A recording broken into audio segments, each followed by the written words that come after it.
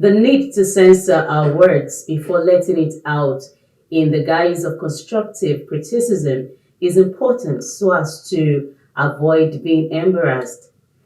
Either negging, emotional manipulation, or backhanded compliments can damage one's self esteem and probably change the life of a person. This week, the topic is small talks. Yes, small talks. My guest is Miss Onome Omasola, an entrepreneur and relationship coach. Hello and welcome to Let's Talk. My name is Olujoke Mosako. But before we delve into the program proper, I would also like to remind you, as usual, to please subscribe to our YouTube channel and follow us on all of our social media platforms. And until then, please enjoy the ride with me.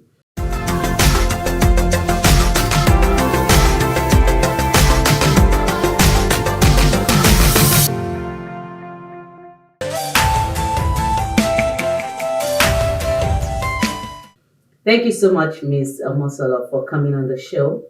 Much more for having me. In your own opinion, okay, in your own opinion, what would you say is small talks? Okay, so in my own opinion, I would say small talks is like a discussion that might actually be about you or about another person. So small talks might be said to be an unnecessary conversation that evolves around you or that is all about someone else. So that is my own opinion about small talk. So small talks is necessarily not bad, but it depends on what you're talking about and what the discussion is all about. So that is my own understanding of small talks. Okay, so how do we balance constructive criticism, emotional manipulation, and compliments? Okay, so how do we balance the criticism, constructive criticism, and uh, personally, it depends on your state of mind as an individual, and it depends on who you see yourself to be as an individual as well. So, for instance, I know who I am. I have an understanding, an in-depth understanding of who I am, as against whatever it is people think I am.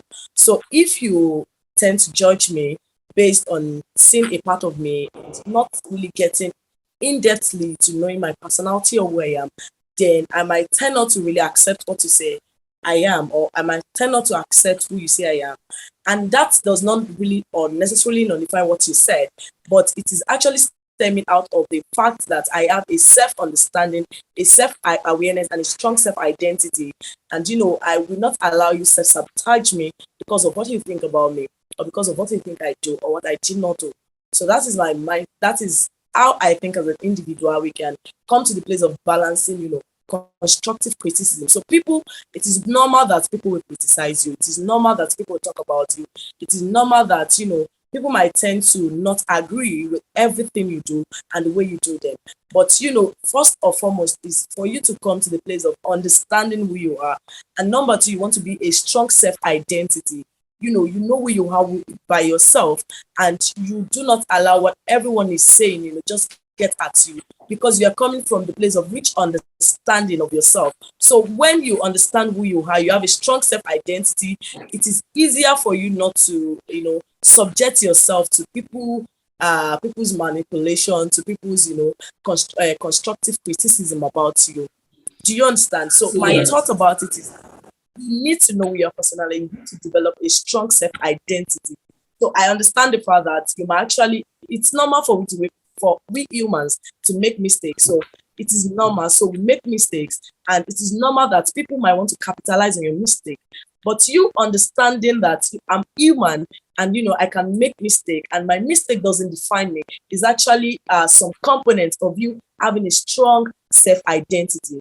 So everything still boils back down to you having a strong self-identity. So when you understand the fact that, yeah, I have made this mistake, but then I've done a couple of good things that people tend not to talk about. So it is normal that people might want to capitalize on your mistake.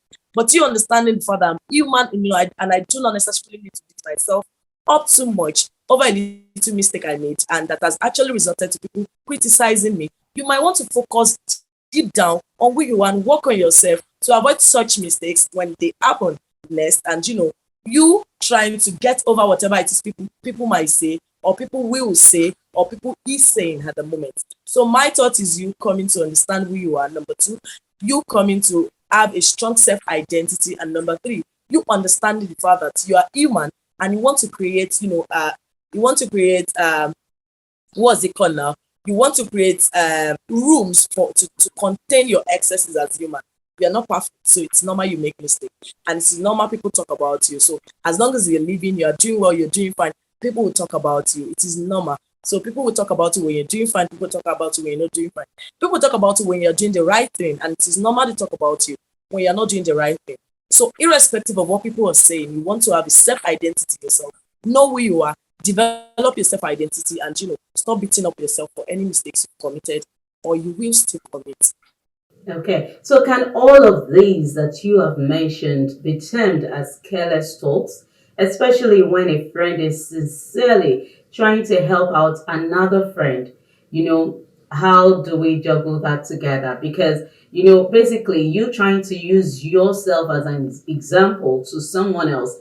Maybe the person is not tidy, or the person, there's just something about this person, and you're always like, oh, look at me, see how I'm living. Can't you just try to be like me? Don't you see? Maybe this is the reason why you don't have boyfriends. You don't have any man or any lady in your life due to your carelessness or something like that.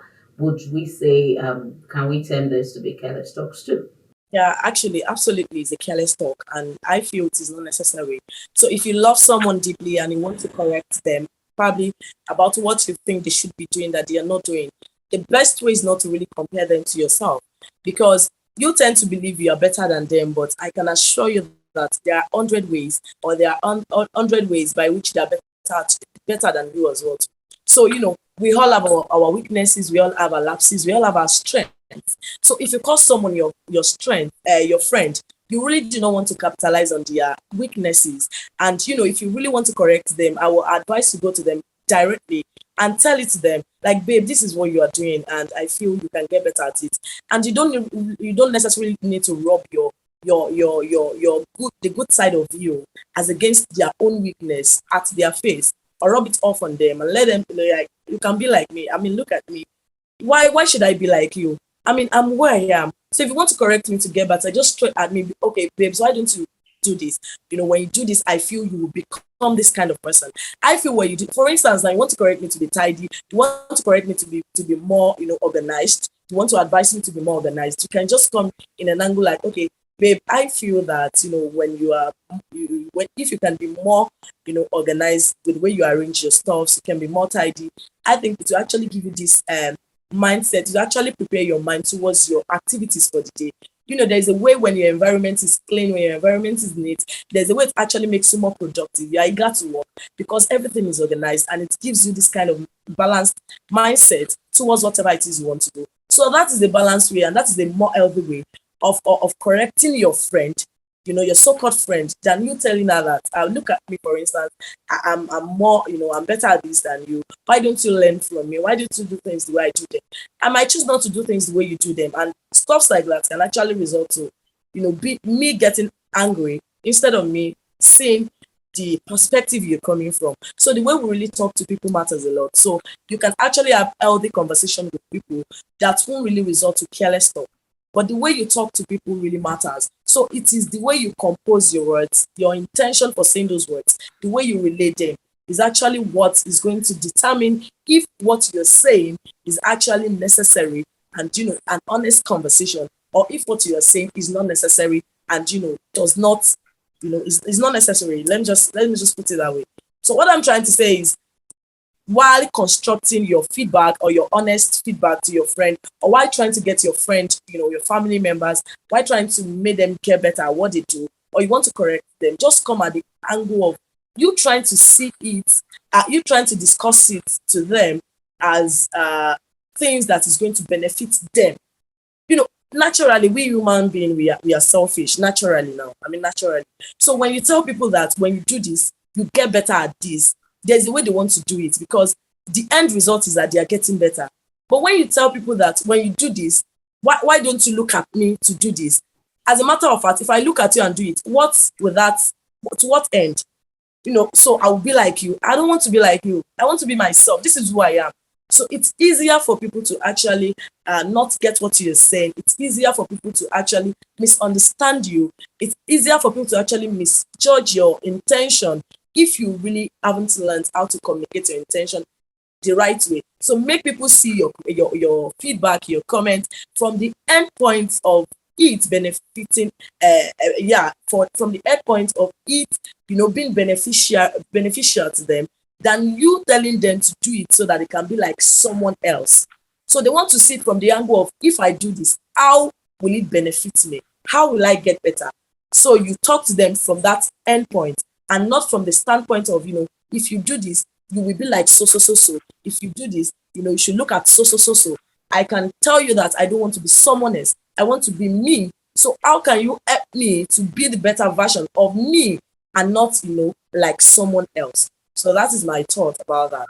Okay, thank you so much for that. But I'm going to quickly ask you this question, and you hold on to it. By the time we come back from the break, then you can answer it. Now, what if the person actually is someone who finds it difficult to take compliments or criticism, or do you have to actually study someone before you can approach them and tell them the truth about them? So hold that thought as we go on this break, and when we come back, we continue. Stay with us, please.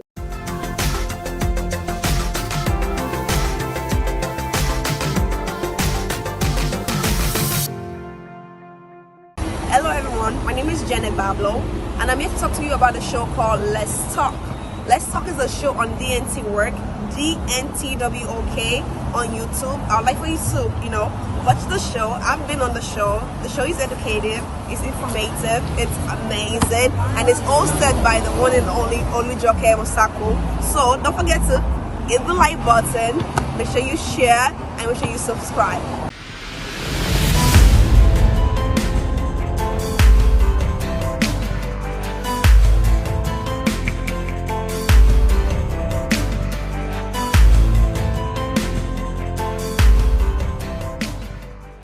Welcome back. The program is Let's Talk. We've been discussing small talks and how it can affect us either positively or negatively. And I've been speaking with Miss Onome Omasola. So please stay with us as we continue on this journey. So before we went on that break, there was a question I threw at you. Can you please answer it right now? Okay, thank you so much for that question. And this is where emotional intelligence comes in. And this is where you actually don't just open your mouth and talk because you feel like saying something. So you really want to know who the other party is. You really want to know how strong she is in receiving feedback and compliments. So you really want to study the other party, because at the end of your discussion, you want to be sure that your message is properly communicated. So I believe that emotional intelligence is actually very, very important in everything we do. Be it you're an entrepreneur, be it you're a career woman, be it you're a coach, be it you are a friend, you're a mother to someone, you're a wife to a man, or whoever it is you are, you're a husband, whoever it is you are, wherever space of life you're functioning at. Emotional intelligence is very, very important, because it actually helps you understand people for who they are, and when you understand people very well from the light of who they are, then you know how to relate with them better. So what I would say is that you want to study the other party very well before giving compliments or feedback about herself or about whatever it is she's doing. So you want to be sure that she can take the compliment, and she can take the criticism. And I don't like the word criticism, because I feel like it's a negative word. So you don't need to criticize people. You can correct them. So constructive criticism might be good, but I feel like you correct them from the standpoint of, love. Just consider it. There's a way you go about it. The first one is emotional intelligence. I am trying to be structured with my and composed with my points as much as I can. The first one is emotional intelligence. So you want to know that person. You want to know her emotional capacity. You want to know how much she can take your constructive criticism, your feedback, your compliments, and how much she can't take them. And when you know how people can really handle words, then you know how to construct your word in a way that will really communicate your intention to them, so that you won't be misjudged. right? So you want to understand the strength of the other party. This is very, very important because we can't handle feedback the same way. What you say to me, that I won't really take seriously, you might say to another person, and actually, going to be a big deal to that person. So you really want to understand who you are dealing with. So if it is a friend, you want to understand that, for instance, I would like to, I like to be more practical, probably because I'm an educationist. I don't know. But, I have a best friend and I understand the fact that she's not really strong when it comes to receiving feedback. And what gets to her easily, she thinks deeply. So if you say, I am a girl, the way she sees it is different from just from the, surface kind of I'm a girl. She sees it in depthly, like, okay, so who is a girl? How does a girl behave? So she thinks about it like 200 million times, and she gives different meaning, to your thoughts, to whatever it is you're saying to her. So because of that, I'm so careful in actually picking my words to her because she might not really understand it the way I want her to understand. So when I want to give her a feedback, I want to give her a compliment. There is a way I construct my word, so it won't affect her.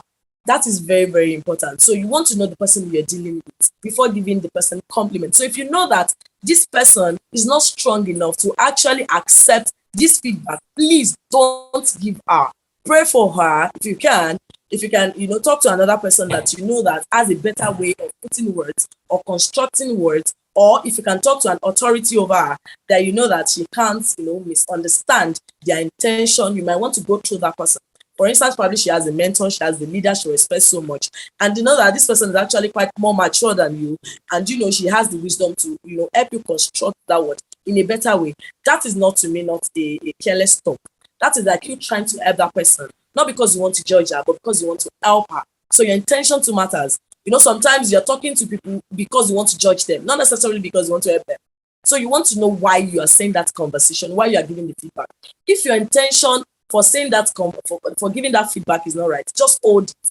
You don't need to say it. Just hold it. But if you know that you really want to help this person and you really do not know the best way to do it, you might want to seek advice. You might want to go through, an higher authority over her and people she will listen to without, misunderstanding their intent.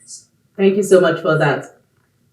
Because of our time, let's quickly go to the next question. Let's do a quick review of what happened at the Oscars. Will Smith slapped Chris Rock over making a joke out of his wife's health challenge.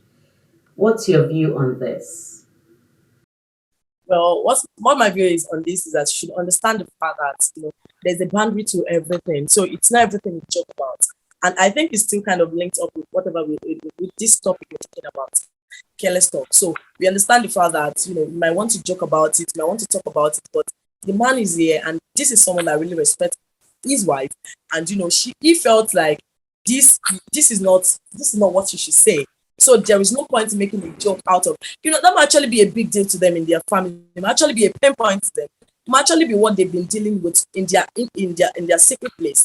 And you just talking about it carelessly might actually be the reason why he was that angry. And another thing is that just like you asked me, the question you asked me before now, that what if the person could not take comment, feedback, careless talk or small talk the way you intend? It might actually result to what you were not expecting. So that was what happened, and that was why he slapped the other man, because he could not take it. Not everybody can. Probably another man could have like, yeah, we've been going through this phase, and we were hoping that we've gone through some medical stages, trying to make inquiries about how we can go about it, and they just laugh it out. But in a situation like this man can't take it, and you don't know where they're coming from. You don't know what they've been through as a result of that health challenge. So you're just talking about making a joke out of it. To him, it's not necessary, and to him, he felt like it's too much of you to talk about. And I feel like you should be mindful of the kind of joke you make, as an individual, and then you should, like we say, know the person you're dealing with. So it's not next time when you want to actually joke about something like that, I feel you will be more careful, because you want to be sure if this person can take it or if this person can't take it. More importantly, we are talking about his wife here, and love is a big deal. So you don't expect, me personally, I might not go to that extreme of slapping you, but I can't take it lightly too if I'm sorry and you're just joking about the health challenge of someone dear to me. I'm really going to let you know that what you did is wrong, and I'm not in support of that, and I'm not happy about that. So that is my view about it. Yeah, from my own point of view, I would also support what you said because fine, people have issues. We are all going through one thing or the other that we wouldn't want to be scorned with. And also, there are also better ways to actually settle a problem.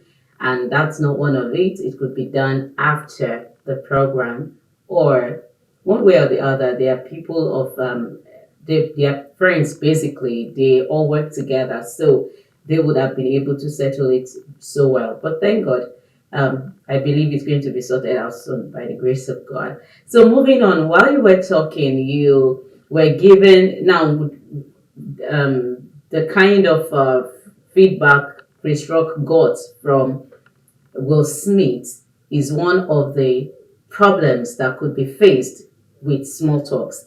Could you please highlight other things that could be done that anyone involved in such is or in such thing could actually be faced with? I believe in Africa it could be spiritual attack too, or somebody wanted to just get back at you one way or the other. Okay. So one thing is one of the disadvantages of small talks, or what small talks can actually result to, is you getting an unexpected feedback from the other person, and that might actually be physical physical feedback, like what he did by slapping the other party, and it might actually result to you losing that person, in the sense that you don't know there's some relationship you have that you really want to keep so dear. There's some relationships that are very important to you. Me, I'm of the opinion that relationship is a very costly resource that you spend like money, and is even more important than money. So you want to value the relationships in your life. So if you do not really know how to go about talking with people, talking about people, giving them feedback and compliments, constructive, criticism and feedback, you might actually end up losing them. Yes, because the way we handle stuff is different. So if you talk to me today, talk down at me today, it might actually to you, it might look like you're helping me, but I assume it, or I tend to be like you are talking back, you are talking down at me. For me to be emotionally okay and mentally stable, I might have to withdraw myself from you. Not because I'm angry with you. I might be angry with you, fine, but because my mental health comes first. So I can't stand you talking down at me every now and then. So you can't just come here and say, why are you always so untidy? What's your problem? And then tomorrow you're telling me that why is it that life is not even going to you don't have a relationship, your ex left you probably because you are not tidy. Why is it that you can't cook? I can cook better than you. You're just highlighting my weaknesses for me. For me, you might actually lose that kind of relationship.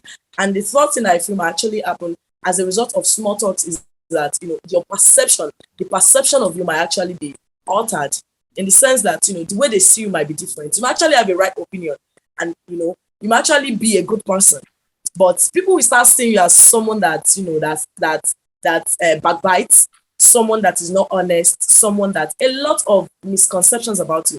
So the way people perceive you might actually be altered because of the way you give your comments, your feedback. And I feel like those are some of the three major disadvantages of small talks. And the most two powerful ones to me is that you might lose that relationship, which I feel relationship is treasurable. It's something that you hold dear to your heart, and you might actually be wrongly perceived by other people or the other party. And you don't want to get to that stage of your life. So you want to be careful how you talk, how you give feedback, the things you say, and how you say that. Thank you so much, Miss Onome, for coming on the show. It's indeed a great privilege to have you here. I really appreciate your time. Thank you so much for having me. I'm so honored to be here today. Okay. And to you out there, thank you too for being part of the show. In a nutshell, I would say avoid small talks so that you won't get the results that you never expected. Until next time, when I come your way again with another exciting topic, I remain Olujoke Masako. Bye for now.